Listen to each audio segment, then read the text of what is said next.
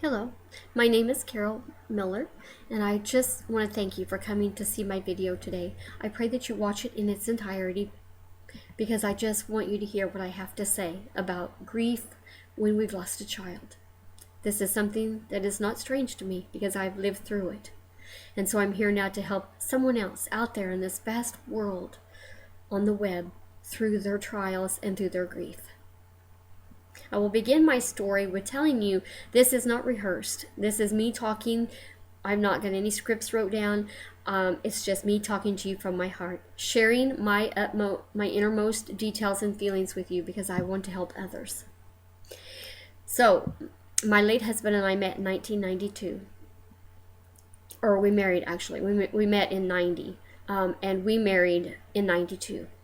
We loved each other. He loved my children from the previous marriage. And after we both had come through a bitter divorce, we were just so elated to find each other. And one sad short year later, in 1993, my husband was called home to glory when a drunk driver ran a stop sign on my husband's way to work. And my husband was no more. This tragedy affected my life in many ways that I can't even begin to tell you. And if it weren't for God during that time, I would not have made it through. But He gave me strength. He gave me peace after a period of some days. He gave me peace about the wreck. He gave me peace about different things I was praying about. It did not take the grief away. It did not take the pain away. That's something we have to go through. Death is just as much a part of life as life is, even though it's very hard for us to realize that. And so I did make it through. I wished I'd had money then to have went to counseling, to have, got professional help, especially for me and my children, but I didn't. And I made many mistakes during that first year after his death. I made very many tragic mistakes, financially as well as every way else. They're not important what they were. It's just that if I would have had someone there that had already lived through it and have told me, don't make major decisions during that first year after such a death, I could have probably avoided a lot of more hurt in my life and in my children's lives. So I'm here to tell you first piece of advice: when you're going through grief for that first year afterwards, please don't make any major decisions of a love life, of a financial matter, or anything like that, of moving away. None of that should be done until that first year has passed and that shock has all went away, that fog in your mind.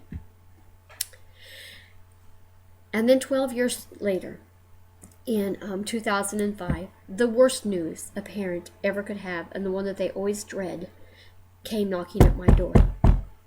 I never knew when I answered that knock that evening at 4:30 in the evening that it was to say my beautiful and only 25-year-old son that lived here at home with me had been taken in a car accident.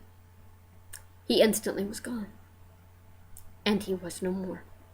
I had kissed him goodbye that morning on his cheek and said, "I love you, son."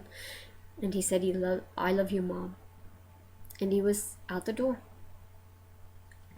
And he was gone. And it's hard to understand why it happens. And it's hard to see any good in it. And it's hard to know how to put one foot in front of another. And yes, in both cases of my grief, the sun still rose and set. People went on their shopping sprees and their Christmas outings, and birds still sang in the trees. But for me, time was standing still. The world had stopped. And I just couldn't think straight. I couldn't think how to put one foot in front of the other much. Sometimes we shut ourselves away, and I think that's probably what I did. Some people do reach out for the help they need, and that is the healthiest choice. I did reach out to help. I reached out to Jesus Christ for my help, and He did give me the best help. But I did need to seek some earthly guidance. And I would have, but I did not have the financial means to do it. And now this is where my heart lies today. And this is what I want to talk to you about, is how God guided me to go to school, to the universities to learn about counseling, to know how to talk to people, to help them during their grieving process. And this is where the vision of my life lays. And I'm doing this in memory of my wonderful Dean, my wonderful husband, excuse me, Dean Wimberly, and my late son, Justin Wiley. I want them to know, if they're looking from the portals of heaven, and if they can look down on us, I want them to say she's doing something positive with her grief. And I want to help others.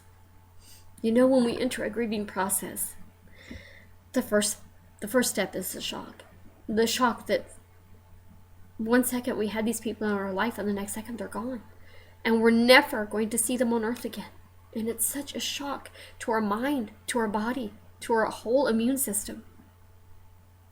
And this shock can last anywhere from 6 to 8 months or a year, depending on how fast someone moves through their grief, how much they talk about their grief.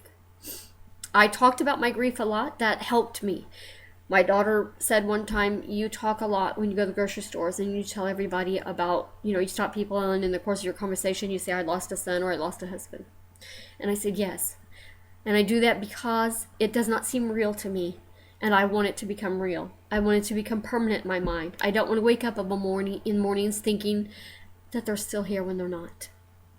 That's the same reason I never went on any medication. Now, I'm not downplaying any kind of medication that people take, but I'm just saying I want to wake up every morning with that truth already in my mind. I didn't have to face that truth again.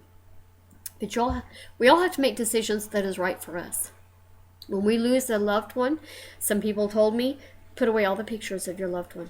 That way it will stay further from your mind.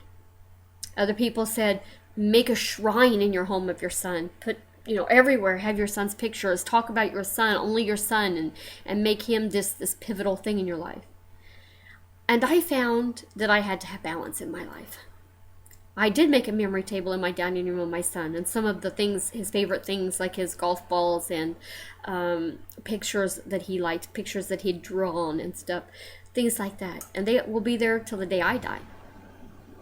I did not make my home a shrine of him. He is not just the only center of my conversation with people.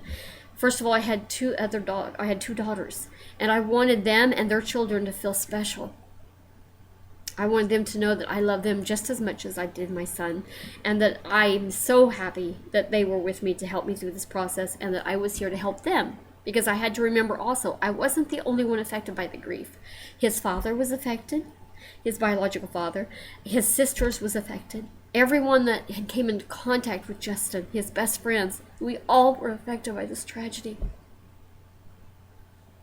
And now, the way I dealt with this tragedy and my husband's death was God enlightened me to start going to college online and to get degrees in the counseling realm so that I in turn could help others.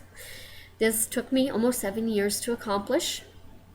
I did get my associate in business, and then I went for my bachelor's in human resources, and then I went for my master's in psychology with an emphasis in counseling.